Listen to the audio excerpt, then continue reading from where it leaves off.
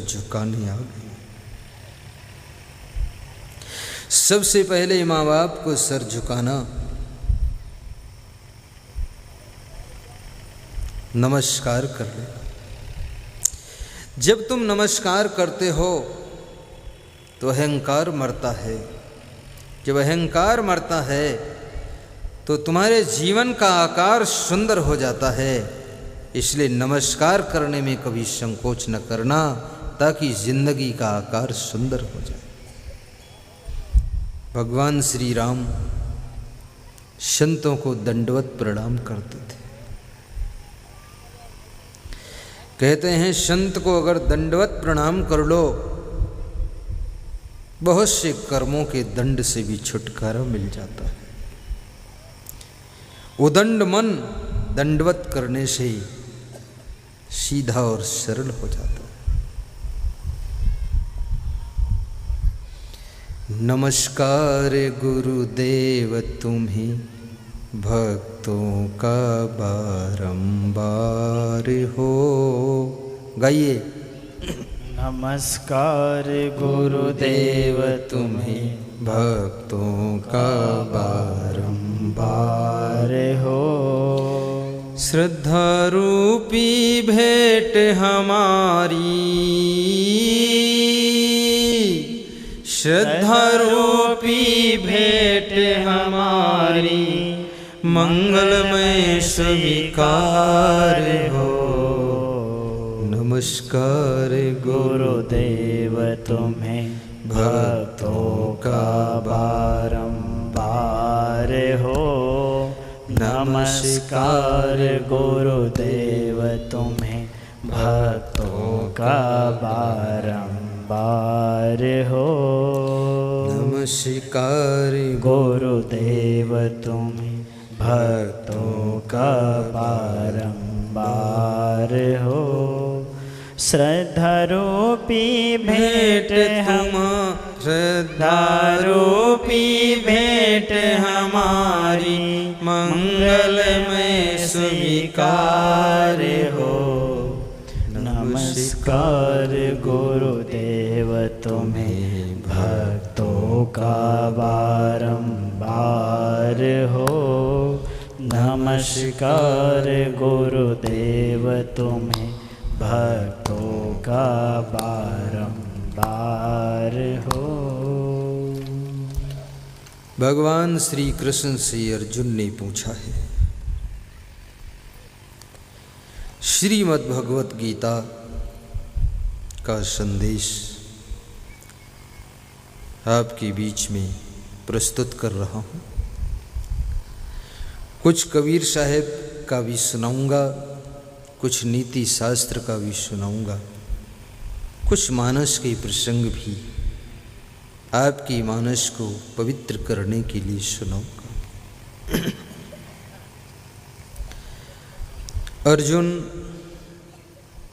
पूछ रहे हैं कि हे भगवान, हर मनुष्य इस दुनिया में सुख ढूंढ रहा है। सुख ढूंढते ढूंढते जिंदगी की शाम आ जाती है, लेकिन ज्यादातर लोगों की जिंदगी दुख ही में बीत जाती है।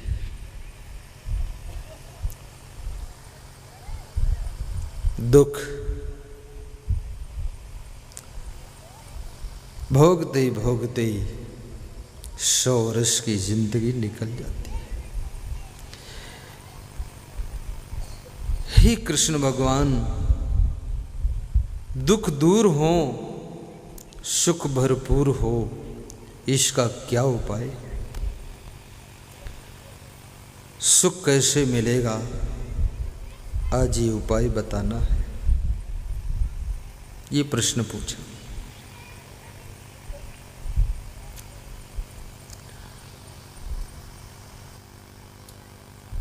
भगवान श्री कृष्ण कहते हैं कि अर्जुन, अगर दुखों को दूर करना है तो 3 चीजें सुधारना पड़ेगा। 3 चीजों में परिवर्तन करना पड़ेगा, शुद्धिकरण करना पड़ेगा। युक्ताहार विहारस्य युक्त चेष्टस्य कर्मसु युक्त स्वप्नाओ बोधस्य योगो भवत दुःखः। हे अर्जुन, जिसका आहार विहार युक्तता से पूर्ण है, विवेक पूर्वक आहार विहार करता है, क्या खाना चाहिए क्या नहीं खाना चाहिए, कहाँ जाना चाहिए कहाँ नहीं जाना चाहिए, जिसके पास ये विवेक है वह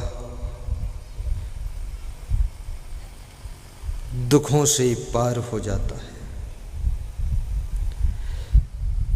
दूसरी चीज, युक्ताहार विहारस्य युक्त चेष्टस्य कर्मसु, जिसके कर्म विवेक पूर्वक संपन्न होते हैं, जोश खरोश में कर्म नहीं करता है, किसी आकर्षण में भी कर्म नहीं करता है, किसी गुस्सा में भी कर्म नहीं करता है, किसी वासना से प्रभावित होकर के भी जो कर्म नहीं करता है, विवेक पूर्वक कर्म करता है, उसके दुख दूर हो जाते हैं। तीसरी चीज, युक्त स्वप्नाओ बोधस्य, जिसका शयन और जागरण, कितना सोना है, कब सोना है, कहाँ सोना है, कब जागना है, कितना जागना है, ये विवेक पूर्वक संपन्न होता है, उसके दुख दूर हो जाते हैं। आज आदमी का शयन और जागरण भी बिगड़ गया है, आहार और विहार भी बिगड़ गया है, और आदमी के कर्म भी बिगड़ गए हैं। इसलिए मनुष्य के जीवन में दुख ज्यादा है। आदमी के पास में सब कुछ है लेकिन सुख नहीं है। क्या हाल कहें अपने घर का, सुख साधन है लेकिन चैन नहीं। घर में बहुएं और बच्चे हैं, नौकर भी अच्छे अच्छे हैं, नोटों के भरे समुंदर है, सुख साधन है लेकिन चैन नहीं, सुख साधन है लेकिन चैन नहीं।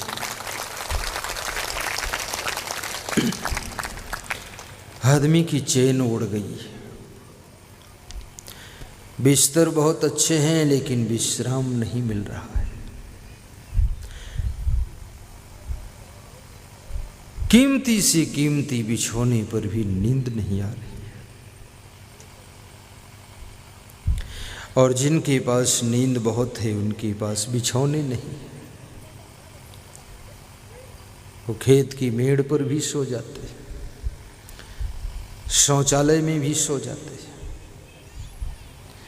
रिक्शे पर भी बैठे बैठे सो जाते हैं। और ज़्यादा नींद आए तो समझ लेना आपका भाग्य फूटने वाला है। और बिल्कुल नींद ना आए तो समझ लेना कि आपका स्वास्थ्य बिगड़ने वाला है, आप स्वस्थ नहीं रहो। जिसको गहरी नींद नहीं आती, मीठी नींद नहीं आती, कड़ी भूख नहीं लगती, उस व्यक्ति का स्वास्थ्य बिगड़ेगा। अच्छे स्वास्थ्य की पहचान है कड़ी भूख हो और गहरी नींद हो।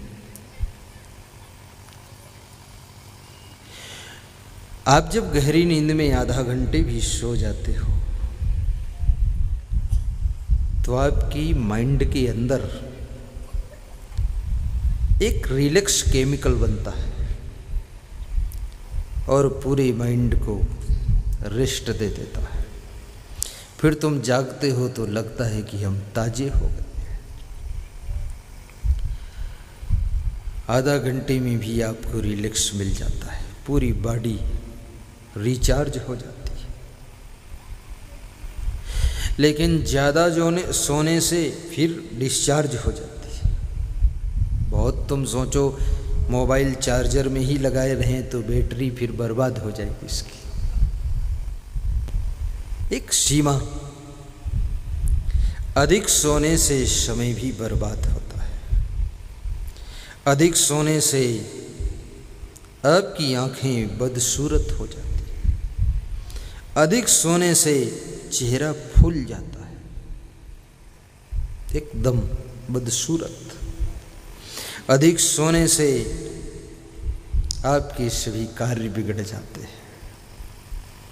सोना जीवन का लक्ष्य नहीं है, ये भी याद रखना। सोना जरूरी है लेकिन जीवन का लक्ष्य नहीं है। सीमित सोना हो, सीमित खाना हो, सीमित जागने में भी विवेक हो। बहुत ज़्यादा जागना भी स्वास्थ्य के लिए हानिकर है। बहुत मत जागो।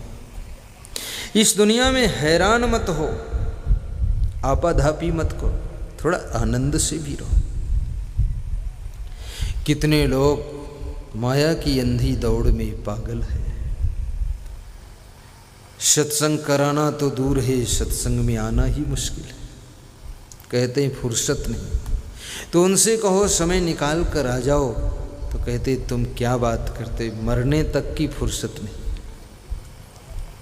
अब ऐसा लगता वो मरेंगे नहीं, क्योंकि मरने की फुर्सत नहीं। मौत आएगी भी तो मौत को जवाब दे देंगे कि मरने की छुट्टी नहीं, इसलिए मर नहीं सकता।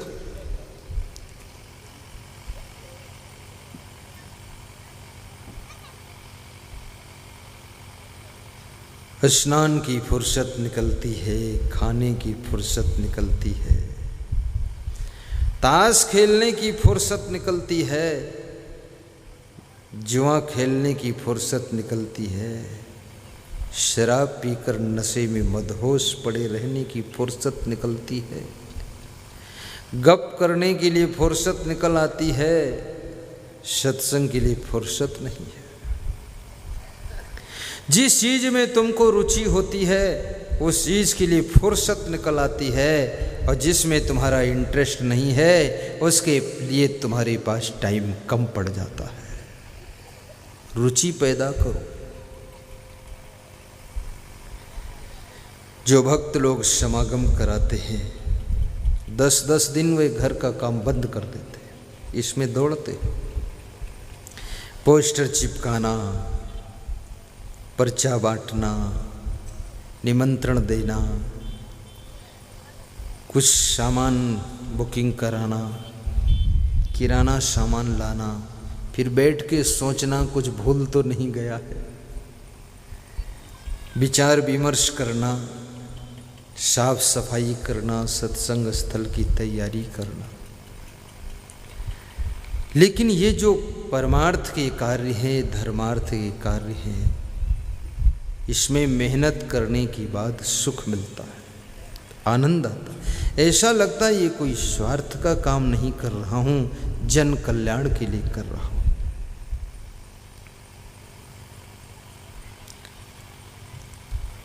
समय निकाल कर सत्संग में जाओ। तो युक्ताहार विहारस्य युक्त चेष्टस्य कर्मसु। आहार विहार विवेक से करो। क्या खाना चाहिए क्या नहीं खाना चाहिए, विवेक कीजिए। आज मनुष्य का खान पान बहुत बिगड़ चुका है। मांस, मछली, अंडा, मुर्गा लोग खा रहे हैं और गीत भी गा रहे हैं, रामा रामा हरे हरे, मुर्गी अंडा घरे घरे।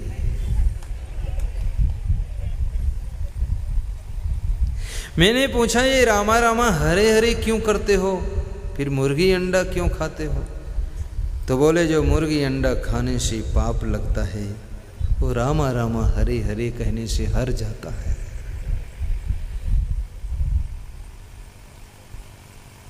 अरे राम को भी अपने कर्मों का फल भोगना पड़ा था, तो तुम रामा रामा करके ये कर्म के फल से कैसे छूट जाओगे? भगवान को भी अपने कर्म का फल भोगना पड़ा है। कर्म प्रधान विश्व रची राखा, जो जस करे सो तस फल चाखा। आंगन में तुलसी का कुंडा, आंगन में तुलसी का पौधा लगाया जाता है, उसका कुंडा है। आंगन में तुलसी का कुंडा और फ्रिज में रखा है थैली भर अंडा। कुछ लोग कहते हैं अंडे फार्मी होते हैं, इनको खाने से पाप नहीं लगता है। फार्मी क्या कोई मिट्टी में पैदा होते हैं? वो मुर्गियों का फार्म है। मुर्गियों के फार्म होते हैं, भैंसों के फार्म होते हैं। अभी हमारे डेयरी विभाग से हमारे भक्त आए हैं, नंदलाल जी और कुछ और भक्त आए। डेयरी वालों ने लखीमपुर में समागम करा करके हमारे ज्ञान को लाइट में लाकर खड़ा कर दिया, लाखों लोगों को संदेश दे दिया। डेयरी वालों को धन्यवाद है। जैसे वे दूध से क्रीम निकालते हैं, ऐसे संतों के अंदर से ज्ञान की क्रीम निकाल करके पूरे जिला लखीमपुर वालों को प्रदान किया है।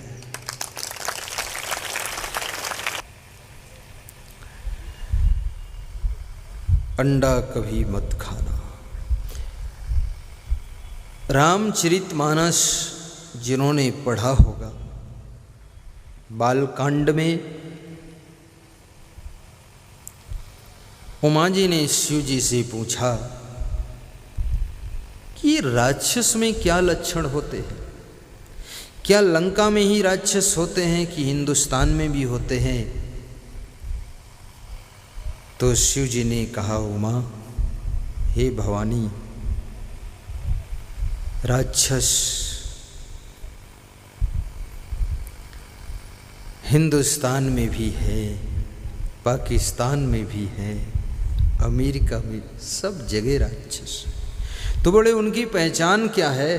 कैसे पहचाना जाए कि ये राक्षस है? भगवान शिव कह रहे हैं, मैं नहीं कह रहा हूं। शिव जी कहते हैं, खाई कबाब शराब शरोजा, निश दीन पर ना ऋणी कहाँ खोजा।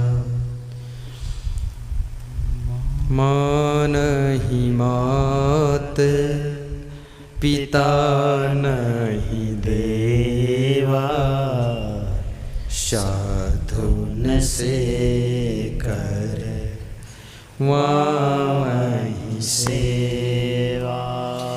जिनके असया चरण भवानी, ते जाना होने से चरसम प्राणी। जिनके असया चरण भवानी। शिव जी बहुत ज्ञानी है, साधारण व्यक्ति नहीं है। हर प्रश्न का जवाब अपने वाइफ को सुना रहे हैं। आजकल तो ऐसी वाइफ कम है जो कोई आध्यात्मिक प्रश्न पूछे, और कोई पत्नी पूछ भी ले तो ऐसा पति भी मिलना मुश्किल जो उसका जवाब दे। आता ही नहीं है। पढ़ते भी हैं तो अखबार पढ़ते हैं, ज्ञान की बात आती नहीं है। जिस समय यहाँ एल वेंकटेश्वर लू डीएम थे तो उनकी पत्नी उनसे प्रश्न पूछती रहती थी, पूरे गीता के श्लोकों से जवाब देते थे। मैं बैठता था, सुनता था। 700 श्लोक गीता के सभी उनको याद थे। अभी कमिश्नर हैं लखनऊ में। पूरे उत्तर प्रदेश के राजस्व के कमिश्नर थे, कोई और एक विभाग और था उनके पास। धौरारा में मैं उनके साथ में एक बार आया था प्रवचन देने के लिए। उन्होंने 34 प्रोग्राम लखीमपुर खीरी में हमारे करवाए थे।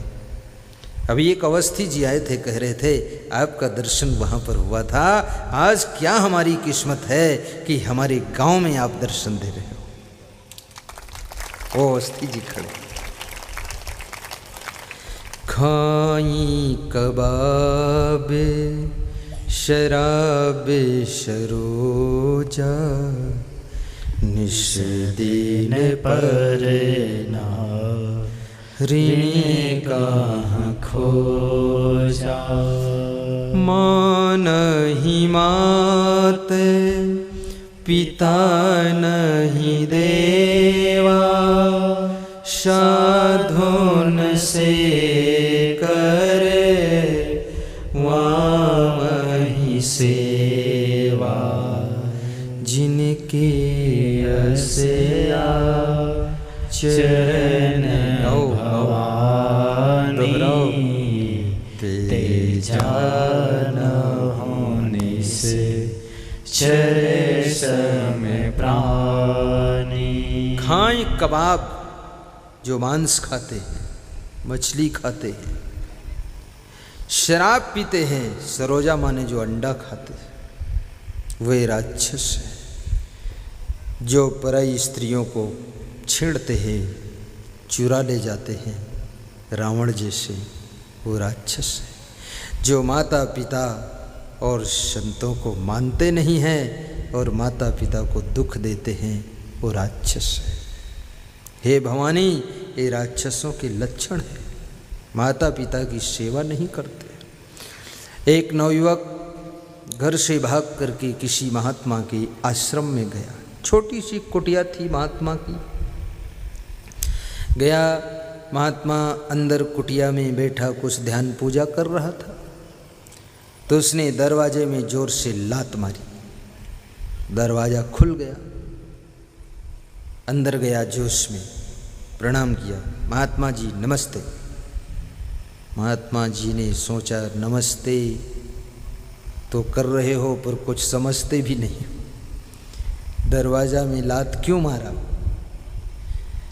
बोले मैं बहुत श्रद्धा लेकर आया हूँ, दरवाज़ा बंद था तो सहन नहीं हुआ इसलिए लात मार दी। खुल गया, आपका दर्शन हो गया। महात्मा ने कहा बैठो। बोले मुझे शिष्य बना लो, मैं आपका शिष्य बनूंगा और आपकी सेवा करूंगा। तो महात्मा ने कहा तुम मेरे शिष्य बनोगे, मेरी सेवा करोगे, पहले ये बताओ जिन्होंने तुमको जन्म दिया उस माता पिता की क्या तुमने सेवा किया है। बोले माता पिता से तो 10 साल हो गए, बोलचाल बंद है, वो अलग रहते हम अलग रहते, उनको हम देखते नहीं वो हमको नहीं देखते, दोनों बिल्कुल विषधर सांप। बोले अपने बच्चों की सेवा किया है क्या। अब बोले बच्चों की छोड़ो बात, उन्हीं से तो परेशान होकर आपके पास आए। बोले पत्नी का कुछ आदर किया। बोले पत्नी से ही आज झगड़ा हुआ है, उसे कुएं में ढकेल कर भाग आया। आपकी सेवा करूंगा, पत्नी वत्नी छोड़ो कोई बात नहीं। महात्मा ने कहा अगर मेरे से कभी नाराज हो गए तो मुझे भी नदी में ढकेल दोगे तुम, इसलिए माफ करो, ऐसे लोगों को हम शिष्य नहीं बनाते। माता पिता की सेवा न कर सके, महात्मा की सेवा क्या करो। अगर संत बन जाओ तो माता पिता को ज्ञान भक्ति दे करके उनका परलोक संवार दो। अगर गृहस्थ बन जाओ तो उनको रोटी धोती दे करके उनको कभी टेंशन मत दो, उनको प्रसन्न रखो। जैसे माता पिता ने बचपन में तुमको प्रसन्न रखा है तो बुढ़ापे में उनको प्रसन्न रखो।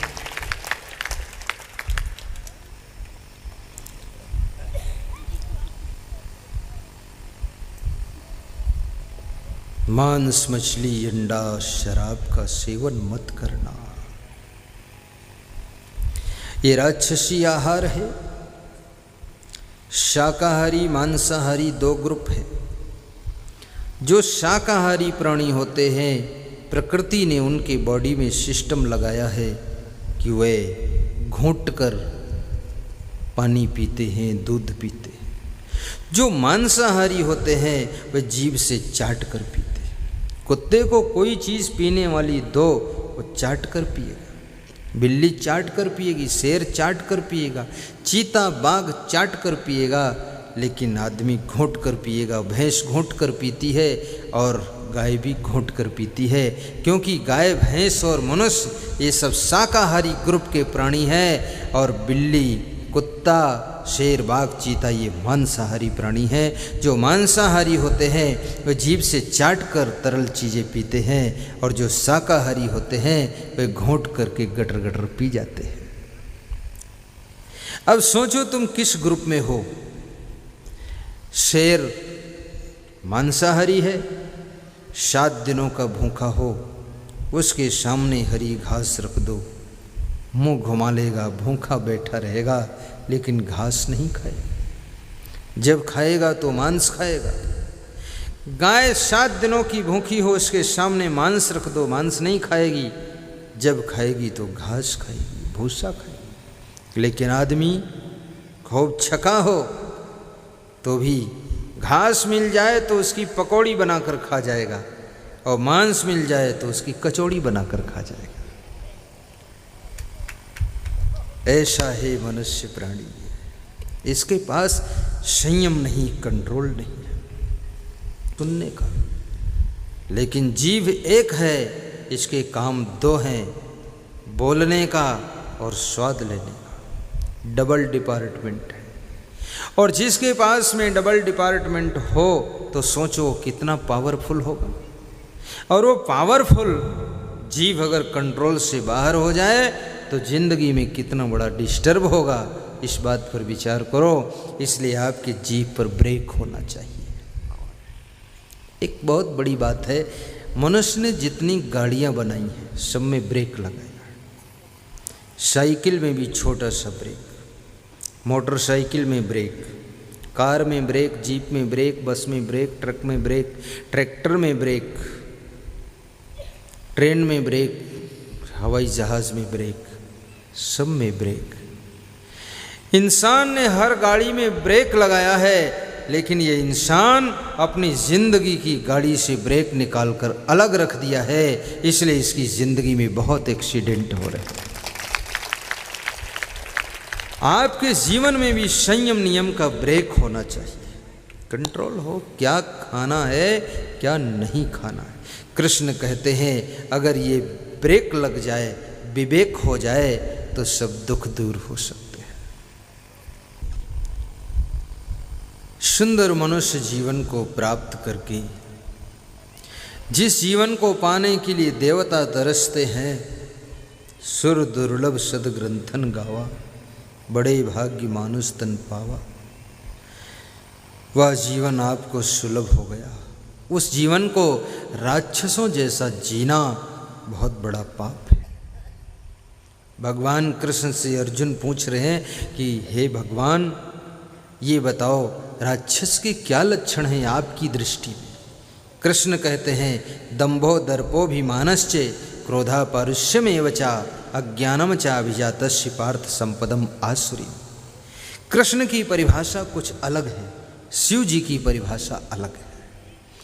कृष्ण कहते हैं जो दंभ करता है, दिखावा, ढोंग कर रहा है, दंभाचारी है, ढोंगी है, अंदर से वो चीज नहीं है जो दिखा रहा है, वो राक्षस है।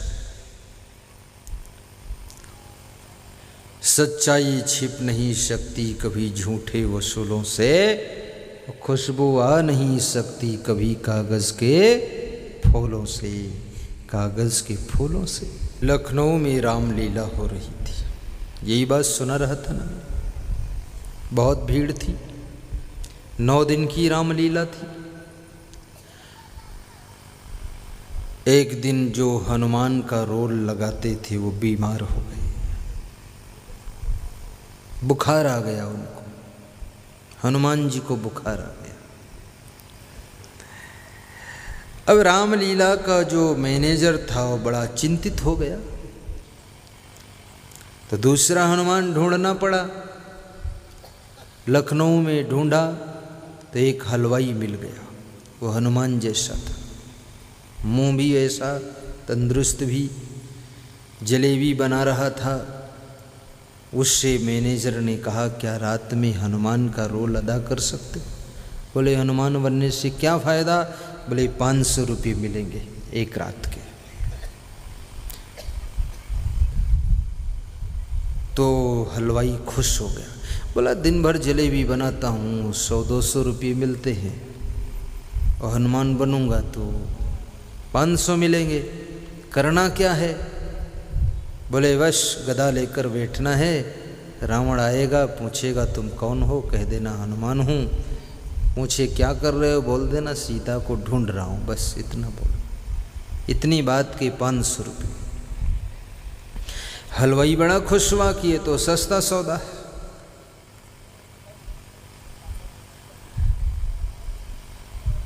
हलवाई के हनुमान जैसी पूंछ लगा दी गई, मुखौटा लग गया, हनुमान जी बन गए। नाटक शुरू हो गई, रामलीला प्रारंभ हो गई।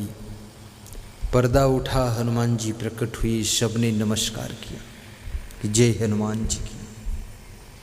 हनुमान चालीसा प्रारंभ हो गई। रामदूत तुलित बल धामा, अंजनी पुत्र पवन सुत नामा। अब वो हलवाई बड़ा खुश हुआ कि ये हजारों लोग हमको प्रणाम कर रहे हैं, अब तो मैं हनुमान ही रहूं जिंदगी भर तो ज़्यादा ठीक है। हलवाई में झंझट, चूल्हे की भट्टी का धुआं, फिर बेसन घोलो, ये करो, सब बवाल छोड़ो, झंझट, हनुमान बन जाऊंगा सदा के लिए। थोड़ी देर बाद दूसरा पर्दा उठा तो रावण प्रकट हुआ, बड़ी बड़ी मूंछों वाला रावण, खतरनाक रावण आया, बड़ी बड़ी आँखें, कनक भूधराकार शरीरा। हनुमान जी की तरफ देखा, बोला, तुम कौन हो? तो हनुमान जी तो हलवाई था ना, वो डर गया इतना खतरनाक रावण को देखकर, घबरा गया। डांट करके कहा, रावण ने, तुम कौन हो, यहाँ बैठे हो? कहा, भाई साहब मैं हलवाई हूं। क्या कर रहे हो, क्या करते हो? बोले, मैं जलेबी बनाता हूं, हमारी कोई टेंशन नहीं। सारी रामलीला बिगड़ गई। तुरंत पर्दा गिराया मैनेजर ने, हनुमान को खींच कर बाहर ले गए, धक्का मुक्का किया। बोले, पागल, हनुमान कहना चाहिए मैं हनुमान हूँ, हलवाई क्यों कहा? बोले, इतना खतरनाक रावण आया, बच गए यही बहुत है, नहीं मारता बहुत। दंभाचार खुल गया, जो भीतर से था वो प्रकट हो गया। इसको कहते हैं जो दंभाचारी हो, कृष्ण कहते हैं वह राक्षस है। और दंभाचार छिपता नहीं है, दंभ करना, आडंबर। दंभो दर्पोभिमानश्च, और जिसको दर्प है, घमंड, वो भी राक्षस है। धनवान बनो लेकिन धन का अभिमान ना हो। कार में चलो लेकिन अहंकार में ना चलो। एरोप्लेन में उड़ो लेकिन जिंदगी प्लेन ही रखो। कार में चलना बुरा नहीं है, लेकिन अहंकार में चलना आपसे गुनाह करा देता है। धनवान होना गुनाह नहीं है, लेकिन धन का अभिमान आपसे गुनाह कराता है। रावण के पास में धन है, धन का अभिमान है, तो रावण गुनाह कर रहा है।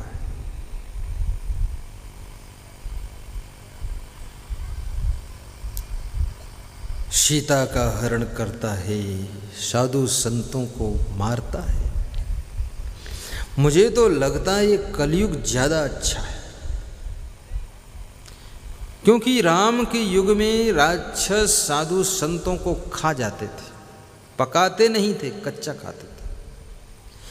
आजकल लोग तो कम से कम साधु संतों को नहीं खाते हैं, मुर्गी खाते हैं, मुर्गा खाते हैं, बकरा खाते हैं, और वो भी पका कर खाते, कच्चा नहीं खाते। अब ये हो सकता खाने वाले डेवलप करें तो धीरे धीरे साधुओं का भी नंबर आ जाए, इनको भी खा जाए। लेकिन उस युग से ये कलयुग ज़्यादा अच्छा दिख रहा। आज कलयुग में किसी गांव में चले जाओ, कुछ न कुछ भक्त और सत्संगी भाई मिल जाते हैं, बहुत समझदार लोग। शिक्षा से सभ्यता का विकास भी हुआ है।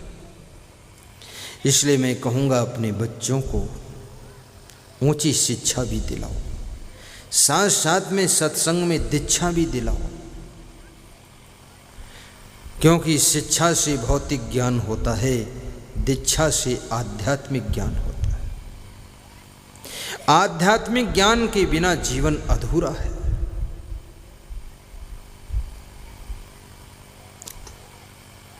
ये कलयुग बहुत सुंदर युग है, मशीनरी का युग है।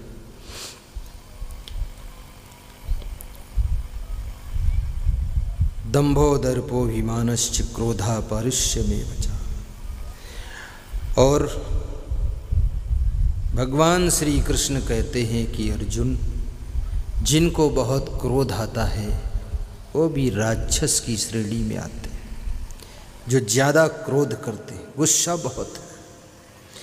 एक बार नाराज हो गए तो हफ्ते भर भोजन नहीं करते, महीने भर बोलते नहीं। गुस्सा में आ गए, पत्नी को गड़ासा से काट दिया, खुद जहर पी लिया, फांसी लगाकर मर गए।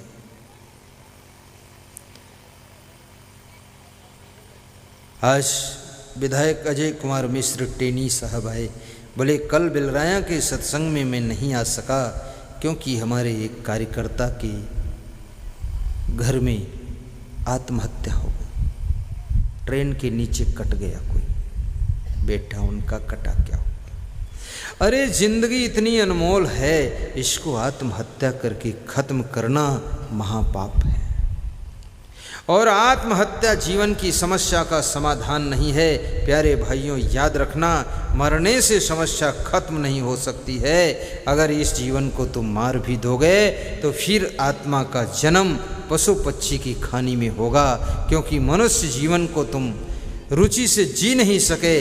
इससे तुम्हें इतनी नफरत हुई कि आत्महत्या कर लिया, तो मनुष्य का जीवन तो नहीं मिलेगा, पशु पक्षी का जीवन मिलेगा। वहाँ पर बहुत दुख और समस्या। पशु पक्षी के जीवन में तुम आत्महत्या भी नहीं कर सकोगे। अगर भैंस बन गए, धूप में बांध दिया है तुम्हारे मालिक ने, प्यासे हो, भूखे हो, खूंटा में बंधे हो, दुख है, लेकिन आत्महत्या भी नहीं कर सकते, क्योंकि जानवर को आत्महत्या करना भी नहीं आता है। ये मनुष्य एक ऐसा विचित्र प्राणी है, ये जब नीचे गिरता है तो जानवरों से भी ज़्यादा नीचे गिर जाता है, ऊंचे उठता है तो देवताओं से भी ज़्यादा ऊंचे उठ जाता है। मनुष्य बहुत महान प्राणी है। इसलिए आत्महत्या कभी घबरा के मत करना, सहन शक्ति बनाए रखना, गम खा लेना, प्रेम से रह लेना, आपस में बात भी मत लड़ाना, बहसबाजी मत करना। बहस से एक ही फायदा है कि बहस से बचा जाए। बहसबाजी से प्रेम टूट जाता है, तर्क वितर्क करने से प्रेम खंडित हो जाता है। एक आदमी बड़ा तार्किक था,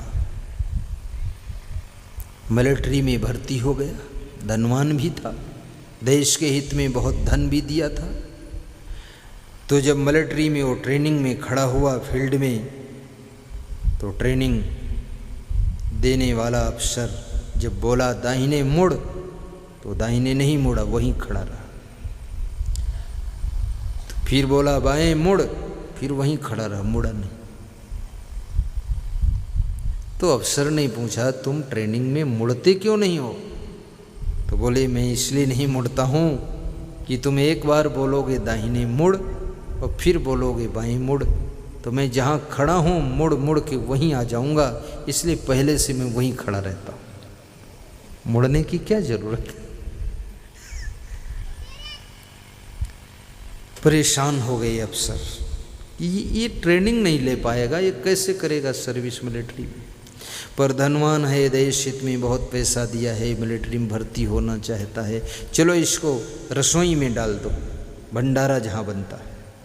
भोजनालय में पहुँचाओ।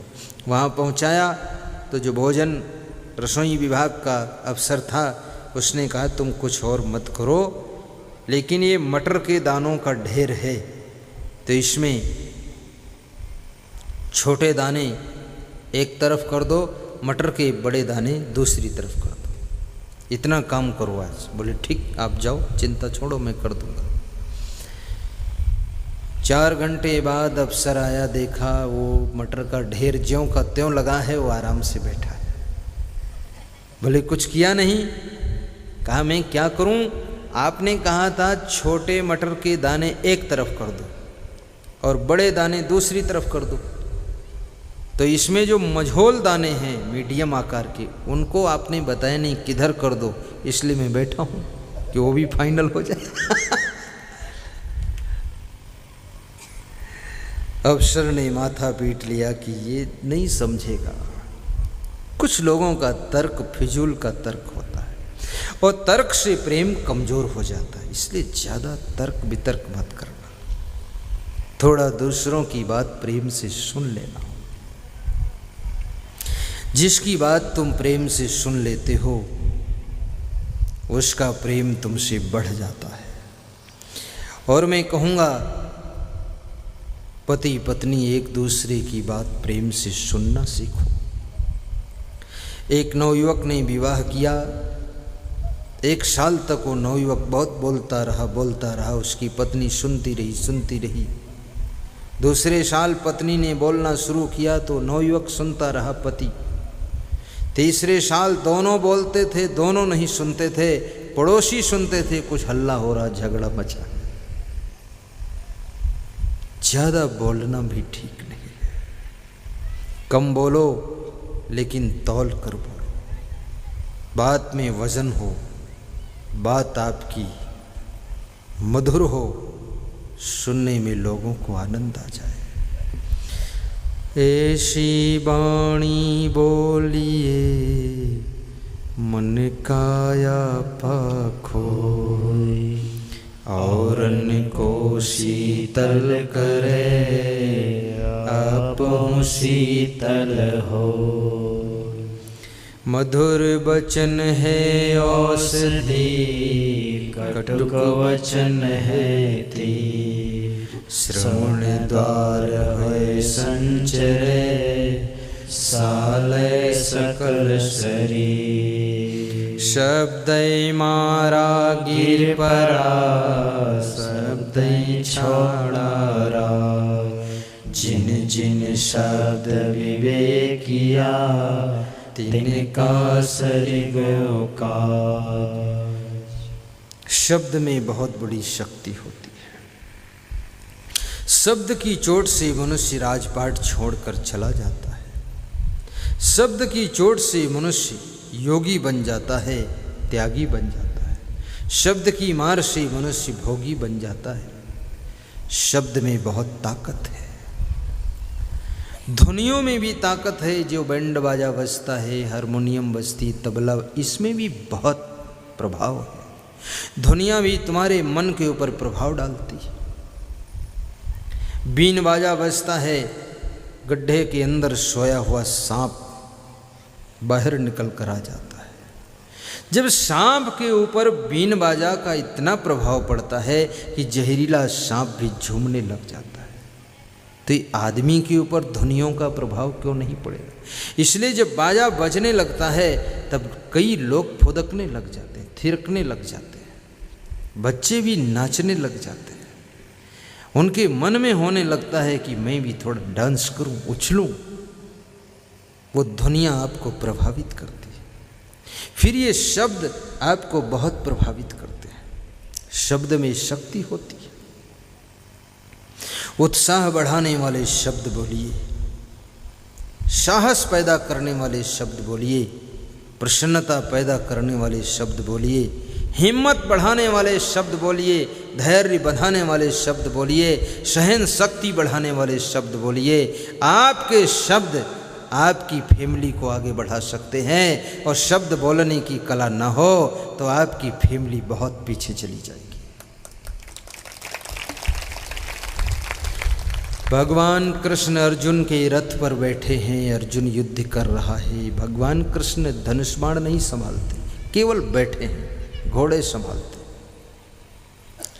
और सिर्फ यही बोलते हैं, अर्जुन तू धन्य है, तेरे सामने ये सब मरे हुए हैं, ये जो जिंदा दिख रहे हैं ये सब मरे हैं, बस केवल तुझे धनुष उठा करके एक बार और बाण मारना है, बाकी सब मरे हैं, इनमें कोई ताकत नहीं। इतना साहस दिलाया भगवान कृष्ण ने, इतनी हिम्मत दिलाया, इतना उत्साह पैदा कर दिया, ये मरे लोगों को मारने में क्या मेहनत है, अर्जुन तू क्यों घबराता है, बस एक बार मार, ये सब मरे भी।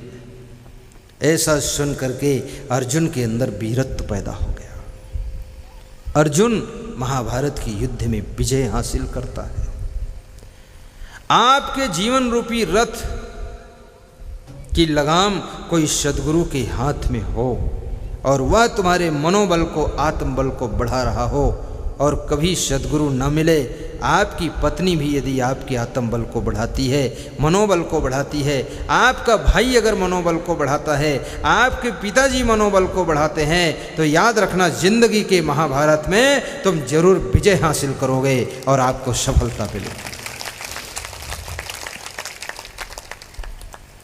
शब्द सम्हारे बोलिए, शब्द के हाथ न पाऊं, एक शब्द औषधि करे, एक शब्द करे घाव। एक दूसरे के मनोबल को बढ़ाने वाले शब्द बोलो, और शब्द जो बोलना है वो फिल्टर लगा कर बोलो। आपने कोई भी इंजन देखा होगा, इंजन में फिल्टर लगा होता है, लगा होता कि नहीं? वो फिल्टर तेल को छानता है, और जितने सिलेंडर का या जितने पिस्टन का इंजन होगा उतने फिल्टर लगे होते हैं। ऐसे तो तेल रिफाइन हो करके आया है कंपनी से, लेकिन फिर फिल्टर लगा है। जब टंकी से तेल आगे बढ़ता है तो फिल्टर में जाता है, छन जाता है, फिर पंप को मिलता है, पंप तेल को जंप मारती तो नोज़ल को देती है, नोज़ल फौहारा बनाता है तो पिस्टन पर छोड़ देता है, वहाँ आग पैदा हो जाती है, इंजन स्टार्ट हो जाता है।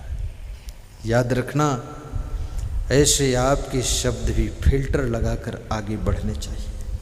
शब्दों में अगर फिल्टर नहीं लगाया, वाणी में फिल्टर नहीं लगाया, अपनी बात में फिल्टर नहीं लगाया, कचड़ा सहित आगे पहुंचा दिया, तो आपके घर के विकास का इंजन बंद हो जाएगा, वो स्टार्ट ही नहीं होगा। इसलिए फिल्टर लगा करके शब्द आगे पहुंचाइए। आपके घर में जो विकास करने का मुखिया है, बहुत छान कर बात भेजो, जोश खरोश में उससे बात मत करो, उसको खुश रखने की कोशिश करो। वो जितना प्रसन्न रहेगा आपका विकास होगा। छत्तीसगढ़ प्रदेश में कोरबा जिले में दीपिका कॉलोनी में मेरा सत्संग था। एक माता जी मिलने के लिए आई। मैंने कहा मंच पे आ जाओ माता जी, टाइम नहीं, मुझे देर हो रही। बोले बस 1 मिनट मिल जाओ। मंच पे हम नहीं आ सकते वहाँ, क्योंकि मेरे पति जी आपके सत्संग में विशिष्ट अतिथि हैं। ये जो आपके भक्त लोग सत्संग करा रहे हैं, ये सब हमारे कर्मचारी हैं। ये पूरा कोयला खदान हमारा है, हम इसके मालिक हैं। पर आपको क्यों मिलने आए? हमारा निवास अंबाला पंजाब का है। बचपन में कबीर की कंठी माला मैंने पहना था, मैं कबीर की भक्त हूँ, इसलिए मैंने सुना कबीर के संत आए हैं तो दर्शन करो, थोड़ा सा रुक जाओ। दर्शन किया, फिर हमने कहा इतना विकास कैसे हुआ आपका? बोले मेरे पति जी नौकरी करने आए थे, 400 रुपये महीने की नौकरी करते थे, लेकिन मैं हमेशा उनके मनोबल को बढ़ाने वाले शब्द बोलती थी। और कभी सुबह ट्रेन पकड़ना है तो भी आलू पराठे बनाकर बांध देती थी, 4 बजे भी रेडी कर देती थी। और कभी कलेश मैंने नहीं किया। उसका परिणाम ये हुआ कि इस पूरी कंपनी के मालिक हमारे पति हैं। आज कम से कम 20,000 लोग नौकरी करते हैं उनके अंडर में, हज़ारों ट्रक चलते हैं, ट्रेन भी किराए से चलती है, पूरा माला माल है। लेकिन हमने कभी भी बिना फिल्टर लगाए कोई शब्द अपने पति को नहीं कहा, इसलिए हमारे घर के विकास का इंजन चालू रहा और इतनी बड़ी उन्नति हो गई।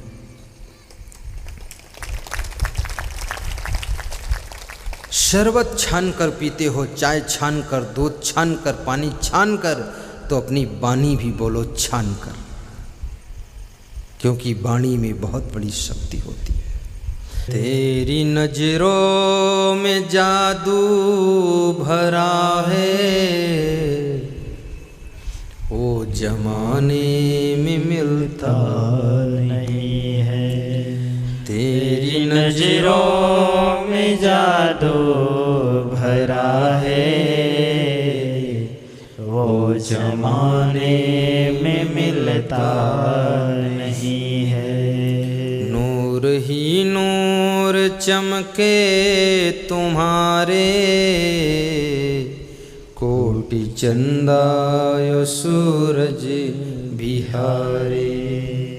दर्श पाए बिना गुरु तुम्हारे, भक्त का मन ये खिलता नहीं है। दर्श पाए बिना गुरु तुम्हारे, भक्त का मन ये खिलता नहीं है। तेरी वाणी में अमृत भरा है, वो जमाने में मिलता नहीं है। तेरी नजरों में जादू भरा है,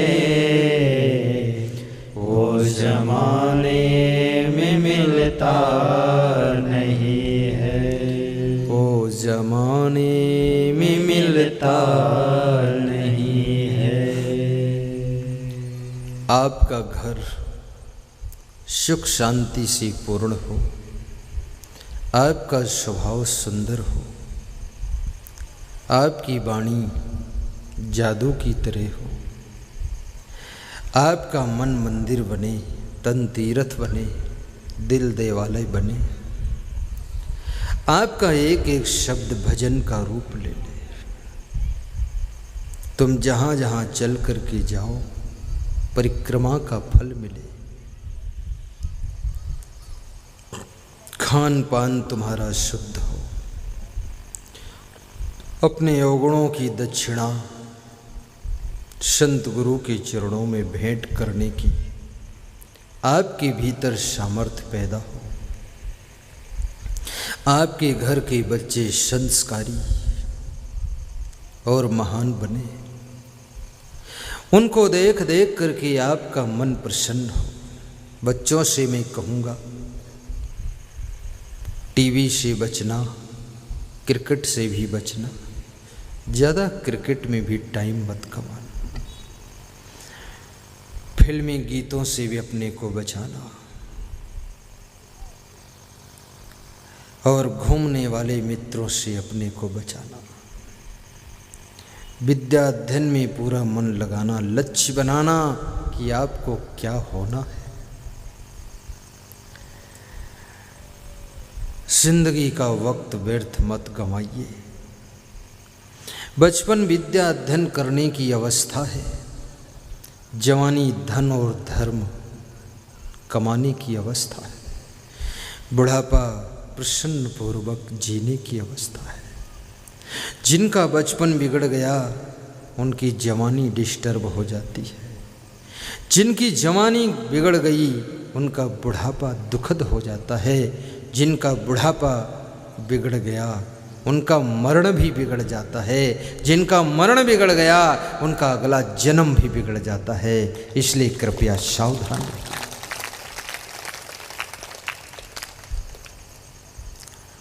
सीधे बैठ जाओ।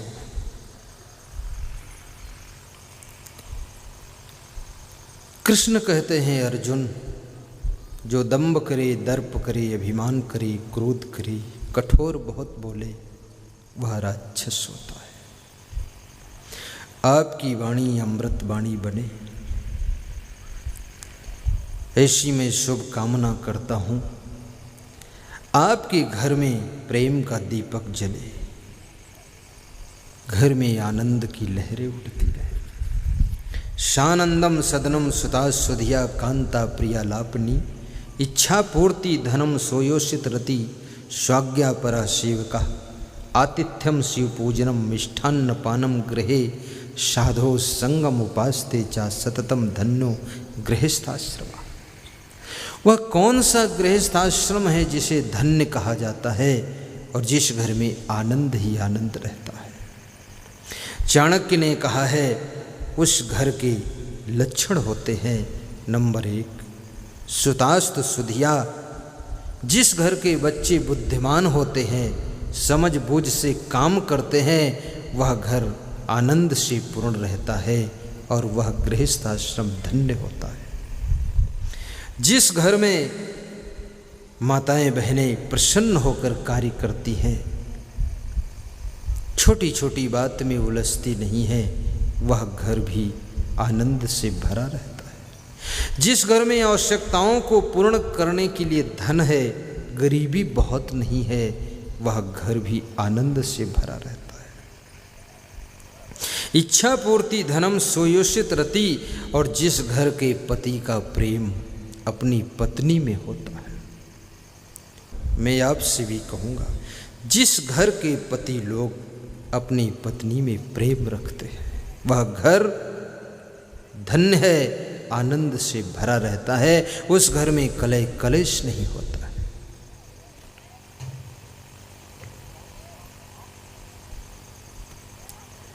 और सोयोषित रति स्वाज्ञा परा सेवका, जिस घर के कार्य करने वाले लोग, चाणक्य कहते हैं कर्मचारी अर्थात कार्यकर्ता मालिक की बात को मानते हैं, उनकी आज्ञा का पालन मनमानी नहीं करते हैं, इशारे से काम करते हैं, वह घर आनंद से भरा रहता है। उल्टा पलटा नहीं करते। उल्टा पलटा करो तो सब काम बिगड़ता है। मैंने सुना है एक कोई लाला जी थे, नौकरी करते थे ऑफिस में, घोड़े पर बैठकर जाते थे। उनका लड़का था, कम बुद्धि थी, उसको बुद्धू नाम रख दिया था उन्होंने, घर में रख दिया, पढ़ने जाता नहीं। कहा अपनी माँ को सहयोग करना, तो माँ जब कहे कि बुद्धू पानी भर लाओ, तो बुद्धू बोले हमारे चप्पल उठा लाओ पहना दो तो हम पानी भर लाए। एक काम माँ उसको बताए तो माँ को दूसरा काम बता दे।